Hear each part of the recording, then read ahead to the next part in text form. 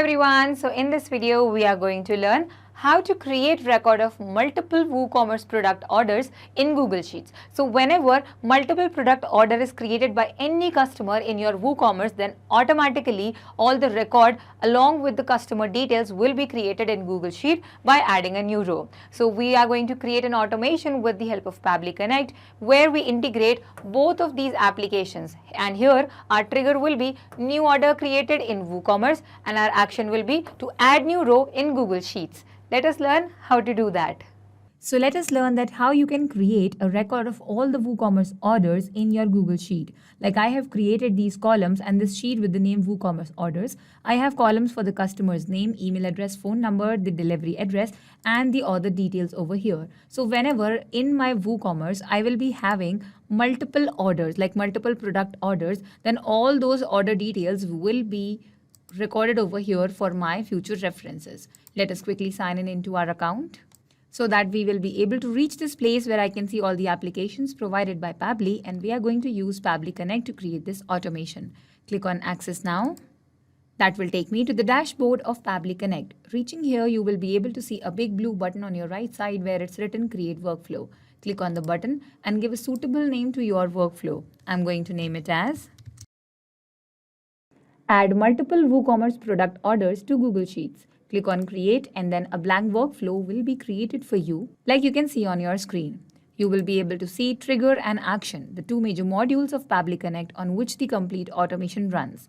Now before that, I would like to mention that please open both the applications which are supposed to be integrated for this specific workflow. Like we have WooCommerce and the spreadsheet that is created for the recording of all the details of our order so that you can easily connect these applications to Pabbly Connect and also to make the required changes for this workflow. Like here we have trigger and action. Trigger says when this happens and action says do this, which means that trigger is the application where an event will take place. And when that happens, then the action application will do this, which means perform the assigned action over here. Like here we have the trigger application as WooCommerce because the order will be placed in our WooCommerce, right? And when that order is placed, then what will happen? The action application, which is Google Sheet, will record all the data which it will receive from this response that we will be getting from this order. So let us begin with our trigger application. Trigger event is going to be new order created because as soon as a new order arrives, then what we have to do? We have to record all that data over here as a webhook response. Now what is a webhook response? A response which is brought over here by a webhook. Webhook is this that is given to us. It is a URL or a link between these two applications. So what we are going to do is, with the help of these instructions given over here, we are going to copy it from here and paste it in our WooCommerce in such a way that whenever this event takes place, then all the data related to this specific event will be brought over here as a response. One thing that is important is deactivate the simple response button because then you will have a lot of scattered data. All the multiple products that you will be ordering or you will be getting the order for, it will be scattered and you have to collect the values from different fields. If you deactivate the simple response, you will get all the data collected at one single field in an array format. So let us begin. Once you copy this webhook URL from here, you will see that it starts waiting for a webhook response. Let us follow these instructions and complete the integrations. Go to your WooCommerce, find settings from the left panel, and here in settings, you will find a tab called Advanced. Click on Advanced. Here in Advanced, because you're using a webhook URL, you have to click on this button which calls webhook. And now you will get the list of all the webhooks you already have over here. Now add a webhook and here fill this form. Give a name to your webhook. The status active. The topic is order created. So choose it from this drop down menu. And in the delivery URL section, paste it right over here. Now everything is done. Click on save webhook and your webhook will be integrated. See, your integration is done. When you click on webhook again, you will see that the recently created webhook is the one you did just now. All right, this means that the integration is complete and both the applications are connected. Now you see we have received a webhook response which says the webhook ID. Now this is a proof that we have done the integration perfectly fine. Now recapture the webhook response, because in the end, what we need from this response are the order details. So we have recaptured this. Now we have to do a sample placing of the order. So I'll go to my WooCommerce and to my products. And here in my products, I have already added products to my cart. I will straight away place the order. Now this is my cart and I have the products in my cart as the headphones, guitar and camera. The quantity that I need is given over here. The price is there, and depending upon the price, I have the subtotal, which is this right here. Alright, so this is my amount. My shipping address and everything is given already. Because I am a regular customer, I will proceed to checkout. Fill in the details because the details are already filled. I am not going to make any changes over here, and I will place the order. Once I click on place order, this order bill will be generated, and when I go back to dashboard, I will receive the response in my workflow. See, we are here. Let us go back to our dashboard for WooCommerce, and here in our response, we will receive the response, and it's here in no time. Sometimes WooCommerce takes a little more time in responding than other applications, but this time we received the response very early. You scroll down and you will find the details over here. See, the address is given, the details that it is cash on delivery and everything. You scroll down and I will tell you one very important field over here, which is called line items. Here we have line items, and see, if you scroll down, you will be able to see we have all the data collected over here. The data is not scattered. If it was scattered, we would have to map every single field. But here you see headphones, the product ID, the quantity, the subtotal, and here we have that value. Then you scroll down and then you will find guitar. See, guitar, its product ID, the quantity. So we have all the data collected at one single place. Now we just have to categorize this data and make groups of values which are clearly visible that what value belongs to what product. So for that, we are going to proceed with the workflow. So we are going to use this line items field, close this module and click on this plus button. We are going to use a feature by Pabbly which is called data transformer. Data transformer, as the name suggests, it transforms the pattern or the format of our data. Our data right now is an array format. We will change it using line itemizer. It converts the line items that is in JSON to comma separated text or values. Choose this one. Click on connect. Connection is easy because it is a feature by Pabbly. And here you have the line items array. Now in this case, in this empty field, you have to map that line items over here. So we are mapping it because every time a new order arrives and a new set of data is there in the line items field, then that will be exchanged by that value over here. That is why we map it. And how do we map it? We insert the data from the previous step. So this is our previous step, and here we can simply find line items. If you can scroll, then fine. Either you can just type in the search and map data line and see line items. You can map it over here. Just click on save and send test request and see the response. It will be very clear to you that why we used this over here. So now line itemizer has actually created categories of the items. All the IDs over here, all the names over here, all the product ID over here, similarly all the quantities, and these are the respective values. Like if first one is headphones, then the value for headphones is 3, the quantity is 3. Similarly for 1 guitar and 2 cameras. So that is how it has been separated. Now if you want, you can take this data right away from here and paste it in the next application, which is Google Sheet, and create a record over here.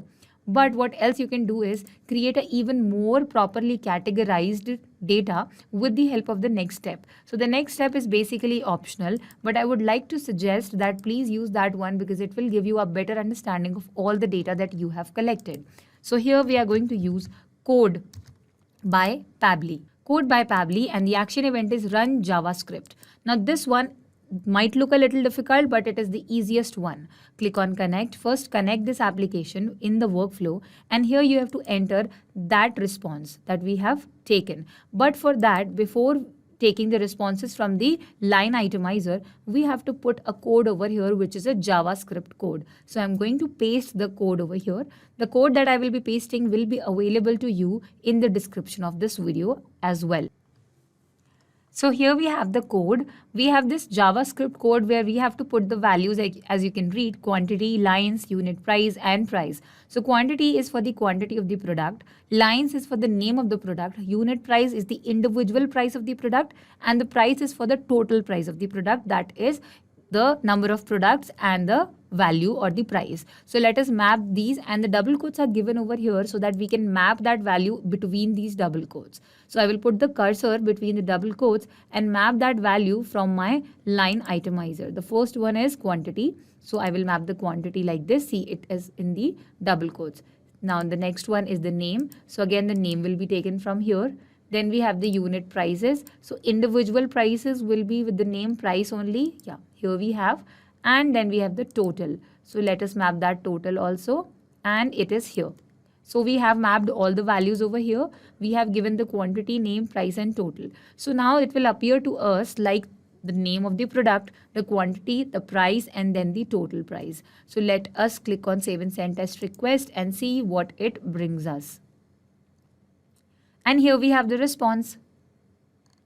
When you drag this one, you will be able to see a more simplified and easy way. Item name is here, quantity is here, unit price and total price. Okay, so this total price is from the quantity and this unit price. So we have this data now. Now this data can be easily placed anywhere because it is very clear and very understanding. So we are going to put this data into use when we map it in the Google Sheets. Now we have arrived to the last destination, which is Google Sheet. So choose your action event as add new row and click on connect. Now Google Sheets is a Google application, so add new connection, sign in with your Google. Choose your account and click on allow.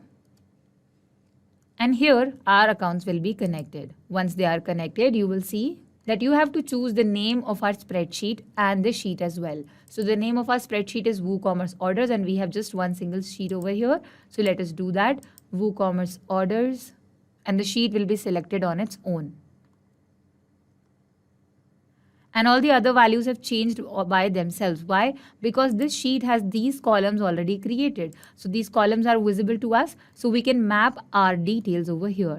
What is the customer name? You can map the customer name from here, which was test space user.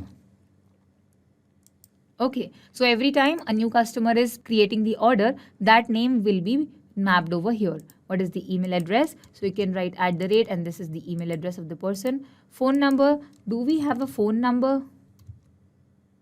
Yeah, billing phone number. So you can map that. Address. Yes, we had the address. While scrolling, we found the address. So let us type a little bit. Yeah, see, it is here. You can map all the data by just typing in the search and map data over here. Okay. Address is mapped, and now comes the order details. So these order details will be taken from code by Pabbly because we have clarified and segregated all the values. Click on save and send test request, and our columns and the rows will be updated. And see, the response says this is a spreadsheet ID and number of rows updated 1 row, and how many columns? 5 columns are updated. 5 cells are updated, which means that all the work is done here.